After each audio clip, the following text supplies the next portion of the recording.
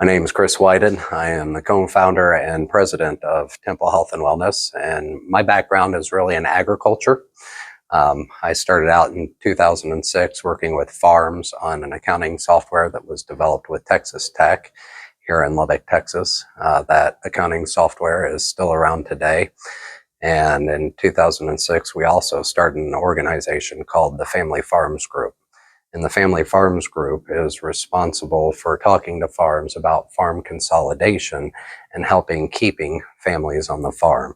Today, the Family Farms Group has changed their name to the Uncommon Farm, but the belief and vision to keep families on the farm is still forefront today.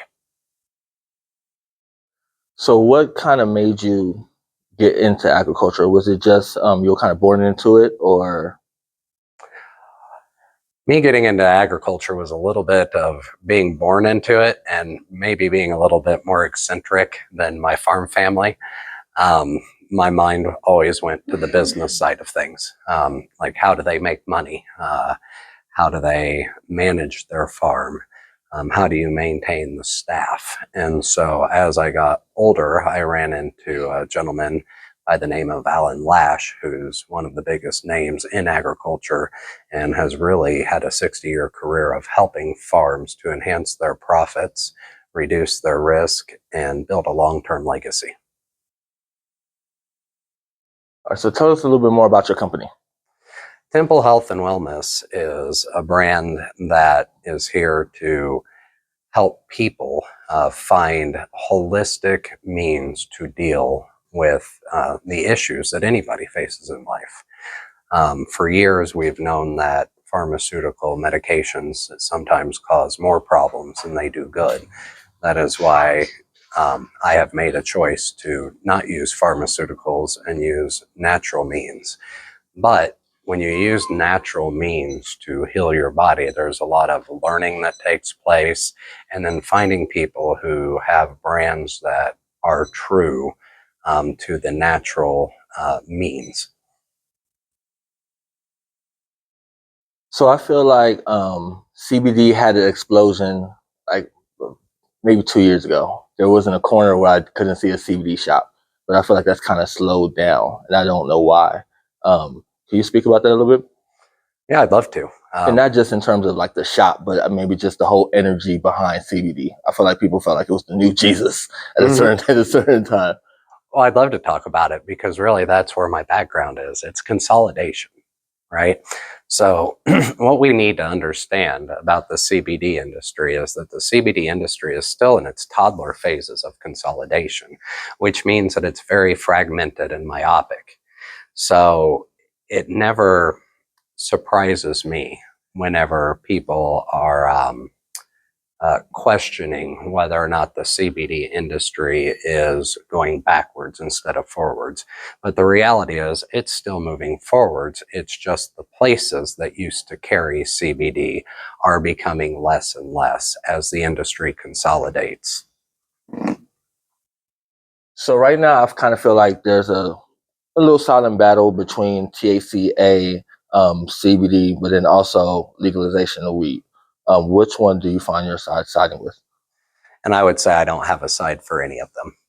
At the end of the day, what we're finding is the effects of consolidation starting in the industry. You have the government wanting to be more restrictive, but they can't control thousands and thousands of shops all over the US. So you have the dispensaries that are coming in and they want to control the cannabinoid industry. And long term, I think you're going to find that the dispensaries are going to continue to get control of the cannabinoid industry and use them. And the government is most likely going to let them because they're already established and they can control the dispensaries a lot more than all these mom and pop shops all over the US. So educate some of the people that are watching on the medicinal uses of CBD. Oh, Or what is it really used for? I feel like there's some people that really don't even know what it is still. Well, to answer that question, we're going to have to take a look at the endocannabinoid system. what a lot of people don't realize and what needs to be educated on in the industry is that our body has what is called the endocannabinoid system. And within that system, there are receptors. And CBD is kind of like a key that goes in, and it goes into these receptors. It opens up the door and it creates enzymes to help heal what ails your body. So one of the biggest problems, especially in the fitness industry, is the fact that, we go out, we lift, we fight, we wrestle, we play our sports. And what does that do to our bodies? It causes large amounts of inflammation.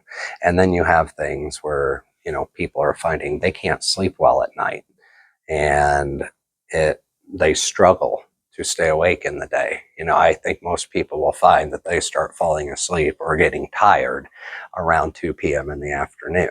Well, all of this is the fact that our endocannabinoid system hasn't been allowed to be taught in schools, but it is a true part of our bodies that does produce cannabinoids. And so CBD replenishes that. So it sets the body into a good homeostasis mode. It allows you to work with the inflammation. And I think one of the benefits that I found most of all was the fact that once the inflammation was dealt with in my body, I started sleeping. So for 20 years, I slept about 4 hours a night, and I had aches and pains and what I would call little fires all over my back. And never did I get relief from it. And of course, I wouldn't take pharmaceuticals, so I just managed it on my own. But with CBD, this natural remedy, you put it into your body and it starts working on the inflammation. And it's like a multivitamin, right? So THC, it binds to receptors. And CBD also comes in, and if it's a full spectrum, it can bind to the receptors as well. But CBD on its own, it doesn't bind to the receptors. It goes in and it creates the enzymes, and then it flushes out. So the more you use it every day, the more you see the results. There's also a lot of help with mental clarity and people who struggle with depression, people who struggle with sleep, and just in the fitness world alone, just making sure those joints are lubricated and properly working for you. So if you went to the doctor, right, and he was like, the only solution happened to find itself to be in a pill or pharmaceutical, you wouldn't take it? Whenever a pharmaceutical drug is brought to my attention that it may help me, I don't immediately dismiss it. And I don't mean to come off that way. What I do is I study it out and I see if I feel if the benefits are worth it. Like, for instance, there are times in our life where all of us go through anxiety. And most people would get on a pill, but my question is, has it ever worked?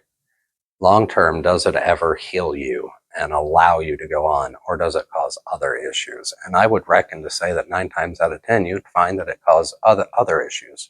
Erectile dysfunction in some ADHD medicines.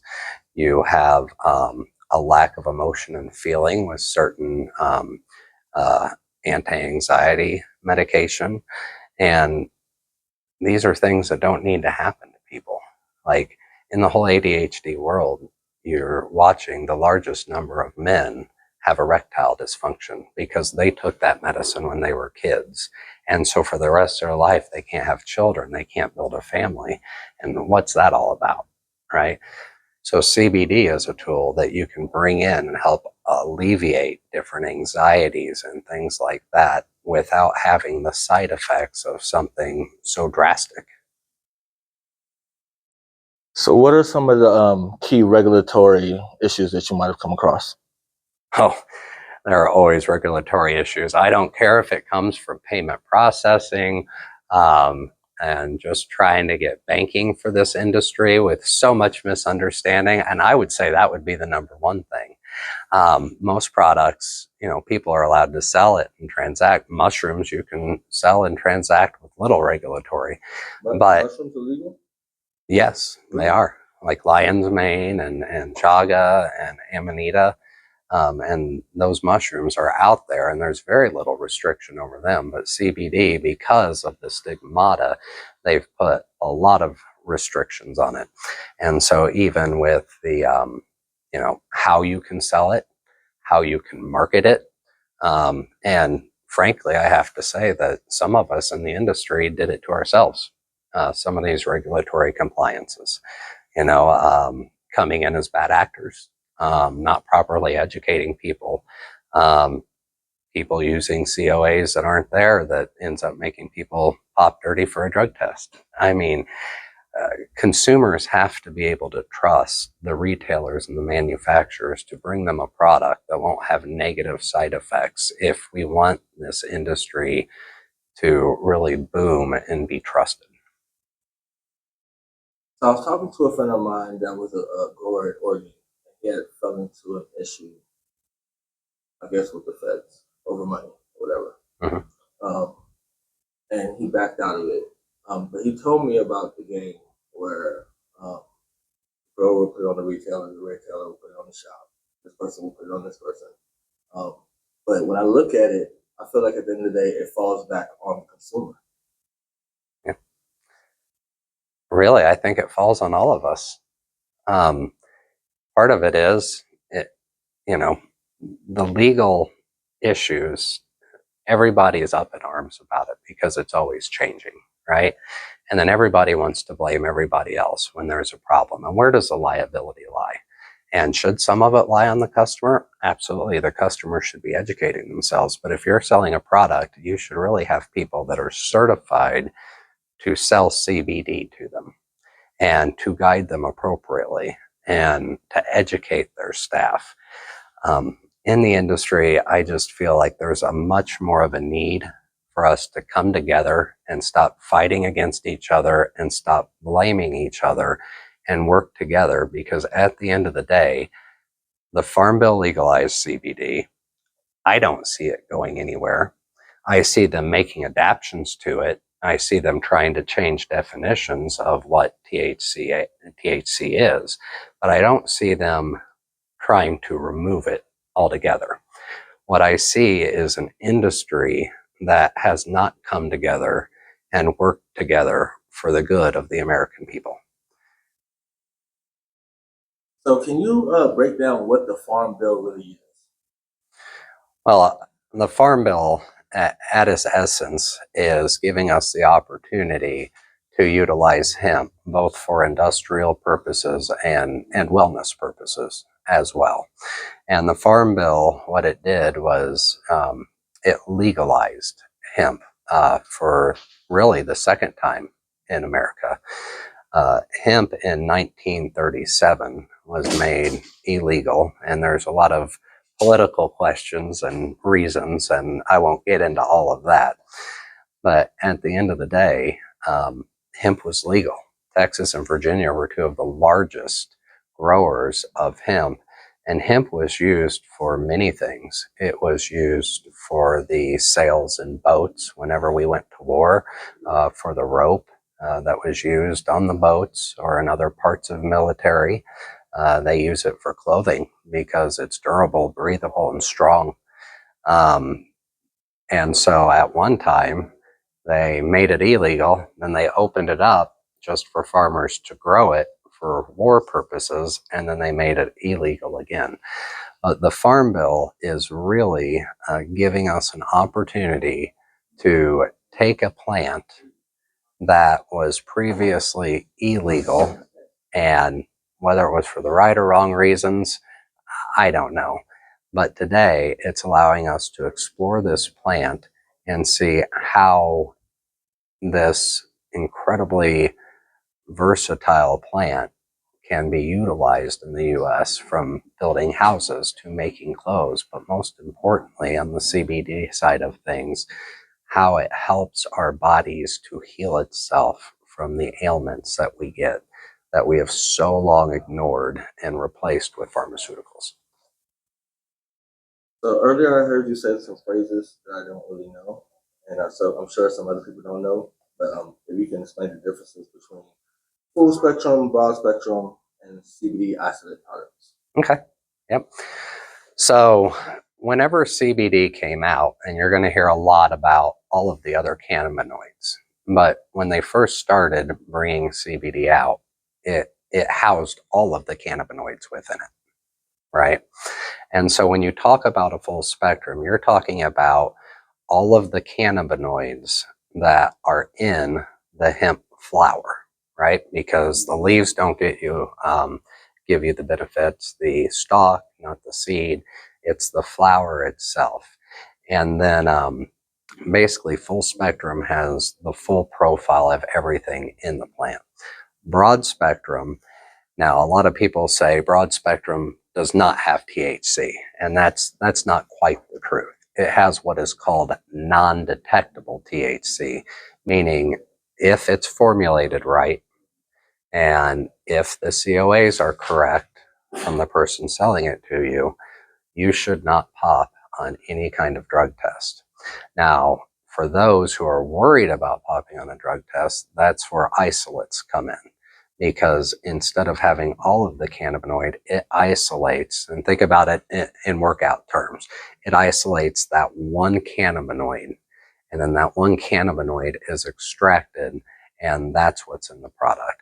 So isolate really just means CBD, the CBD chemical on its own, whereas broad spectrum means everything except for the non-detectable THC, and then full spectrum has all of the cannabinoid profiles, which many people believe are needed because, once again, our bodies produce the cannabinoids, and therefore, all of the cannabinoids should be brought in like a multivitamin. So can you tell us a little bit more about like how the CBD process works within our bodies? Yeah, so like I mentioned, it's a lot like a multivitamin. So we know that we take multivitamins because those vitamins and minerals, they flush out of our body, and we need to continue to replace them. CBD is no different. It comes in, it produces an enzyme in your body. Your body uses what it needs for the day, and then it flushes the rest of it out. So it takes time to continually doing it for your body to completely regulate.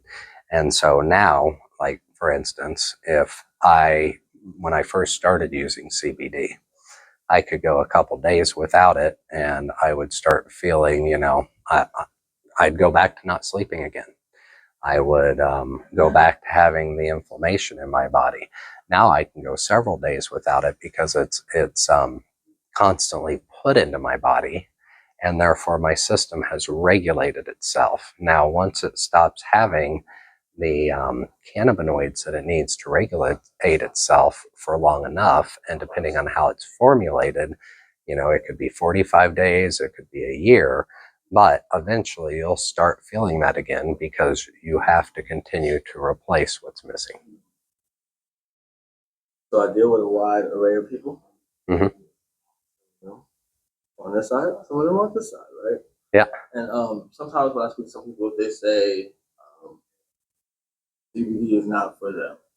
Like, I guess even maybe the smoking of the CBD is not for them. They don't get the desired result or feeling they want. Mm-hmm. What would you say to them?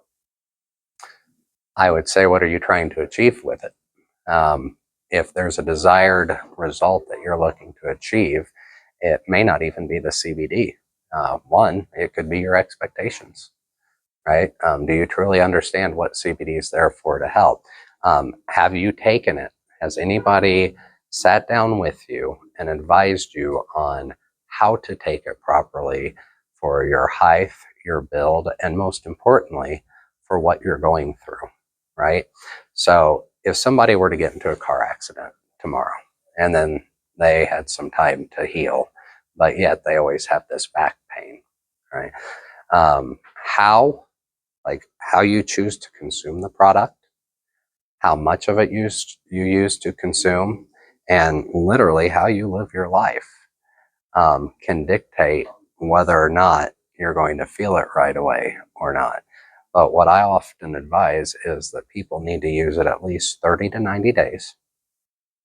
And if they're not feeling anything from it, any relief from inflammation, if they're not sleeping better, if their muscles aren't more relaxed or their person isn't more relaxed, then I would say that you may have an endocannabinoid system that does not need phytocannabinoids in order to continue to function properly.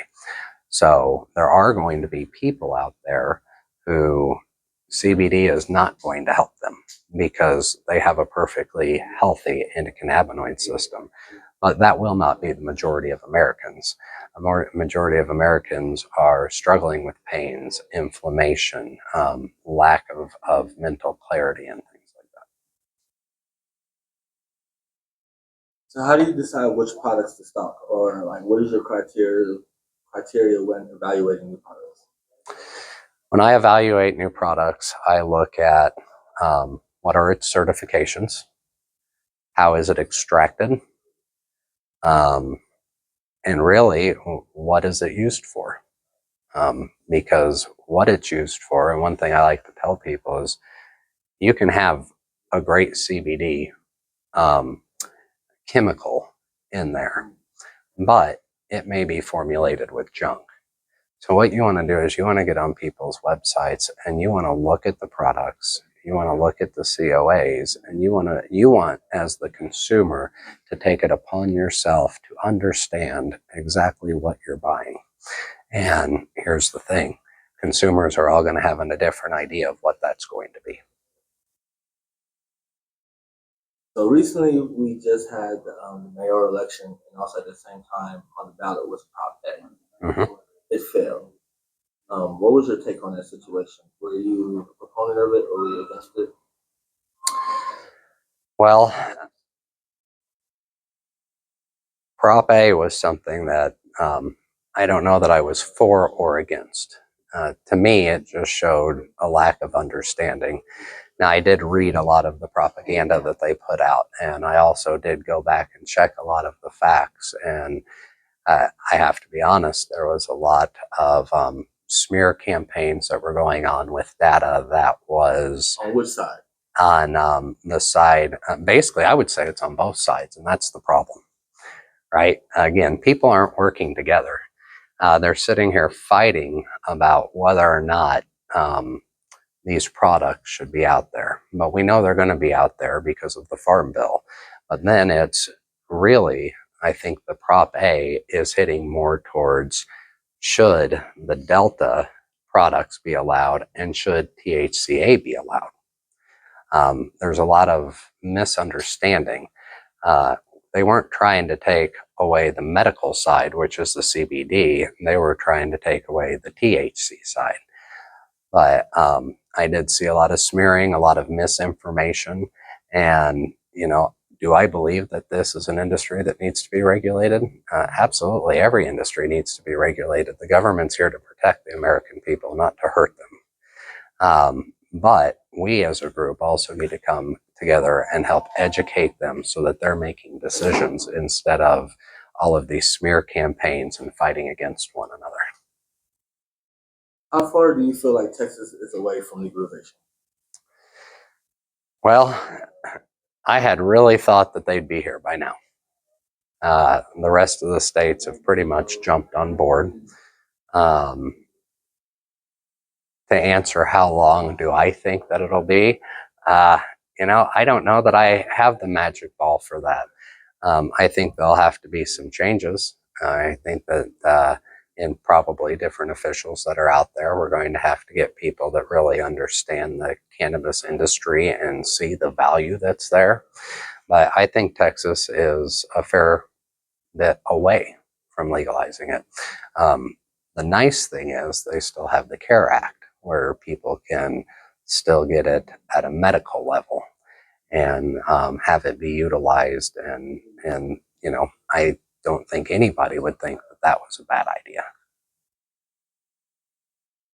How would legalization affect you and your community? How would legalizing marijuana in Texas affect us? Um, Like, would that drown you guys out, or would that be good for you guys? Would it actually be bad for you? Absolutely not. I mean, um, whether they legalize it or not, whether they legalize marijuana or not, our products still have a position. As a matter of fact, many people that use our products because they don't want the THC, right? Um, the CrossFits and their athletes who use our products, you know, a lot of them are cops or firemen. And, you know, of course, they can't have a product that's going to have them pop negative. And then you have more of the sports world where we're seeing these products a lot more. So what I've seen in the consolidation is that a lot of the places like vape shops and gas stations and things like that that were selling CBD, they're watching it go away because people were looking for a product to get them high. However, whenever it comes to our side of the world, we're looking for people are looking at us for things that's going to help them with rest, recovery, deal with their inflammation, and to get a product that they can be confident in is going to not make them pop. And it's still their decision at the end of the day. Every one of our products, whether they have THC in them or not, are sold. And frankly, it's the non-THC products that we see that are making the boom, not the THC products. On our way out, can you tell us about some of your collaborations? I know you guys have something going on in the sports world, and you guys are dealing with like some of the pro to amateur fighters, right? Yeah, so that's, I'm glad you brought that up. I'm very excited to announce that we have brokered a deal with Peak Fighting as a CBD vendor for them. And through that program, we are able to offer these fighters who oftentimes are looking for additional revenues while they're out there, offer our products to them to also bring through their channels and help other athletes with their rest, their recovery, and their rehydration through our products. We also are working with several CrossFits in town where, of course, more on the athletic side, different massage therapists are using our pain cream, which has been one of our largest sellers because, one, it works, and it is formulated with essential oils for better spreadability and absorption to deal with the inflammation underneath the layers of skin. What's one industry trend or change in the market that you see coming up that you're excited about? I think that the industry trend that I'm most excited about is really getting into the physical fitness space. If anything, athletes can benefit so much from CBD. And I'm seeing more of a trend where they're allowing CBD to come in because it's a safe alternative for their players to use without any of the side effects. At one time, the NFL was very anti-CBD, but you're watching them open their channels. Even one of their players went and formulated a CBD product so that him and the other professional football players could have a product that they could trust that would not, you know, of course, have them not following the rules by coming up, you know, dirty on a test. So that's what I'm most excited about. I think one day we'll be reading about how CBD has helped people enhance their natural performance capabilities. So we don't live in a perfect world. There's no perfect product. Do you see any downside to CBD in the future as we look to the next 10, 20 years? I've had somebody tell me that CBD might cause cancer. Well, I would say that if anything is overused ever, you're going to find negative effects to it, right? But clearly with CBD, if you take too much of it, there's a chance on having liver issues because it filters oftentimes through the liver. But it would take a significantly large amount. I mean, think about it like aspirin. Aspirin and CBD both get filtered through the liver, and they both can have a similar impact.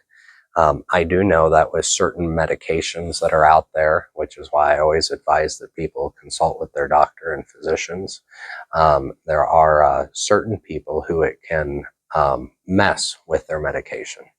And there are certain people that should never use CBD, right? With certain mental illnesses. Now, there's not a lot, but there are a few out there that can actually cause issues with people's mental illnesses. But again, it's far and few between.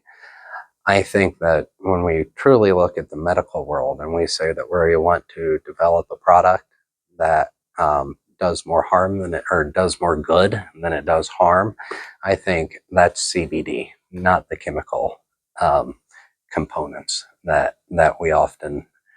I messed that last part up. I'll just let you edit it there. So how can people keep up with your products or come shop with you or just even learn a little bit more? Well, people can always jump on our website at Temple HWD, which stands for Health and Wellness Distributor.com. So TempleHWD.com. We have a couple of brands on there that Hona CBD and Wrapped in Hearts. Hona is more on the sports side of the world, where Wrapped in Hearts houses more beauty products and wellness products, and is really geared more towards women and working out and just their daily struggles.